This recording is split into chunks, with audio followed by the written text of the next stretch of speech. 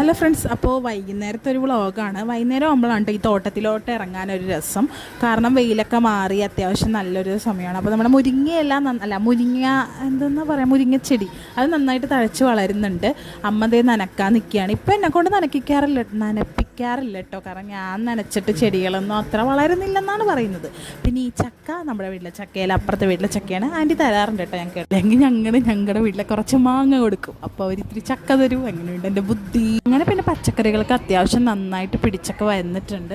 ചെടിയുടെ ഭംഗിയൊക്കെ ഇങ്ങനെ ആസ്വദിച്ചുകൊണ്ട് വന്നപ്പോഴാണ് ദേ 3 ചെറിയ കുഞ്ഞി മക്കൾ നമ്മുടെ വീട്ടിലോട്ട് വന്നേക്കുന്നത്.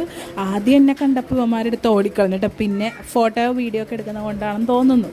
അമ്മയാണത്, 2 കുഞ്ഞുങ്ങളും. റൂത്തിനാണെങ്കിൽ പിന്നെ ഇതിൽ പരം സങ്കടമില്ല. ലൂക്കാണെങ്കിൽ അപ്പടെ കരച്ചിലാണ്. പൂച്ച അതിൻ്റെ ഉള്ളിലോട്ട് പോയതിനാണ് ഇവൻ കിടന്ന് കരയുന്നത്. ഞാൻ കുറേ വിളിച്ച് നോക്കിയിട്ട് അവർ വന്നില്ല. എനിക്ക് തോന്നുന്നു ഇന്ന് വന്നതേ ഉള്ളൂ. ഇതിനു മുമ്പൊന്നും ഇവരെ കണ്ടിട്ടില്ല. ഇനിയിപ്പോൾ നമ്മുടെ വീട്ടിൽ സ്ഥിരമായിരിക്കും.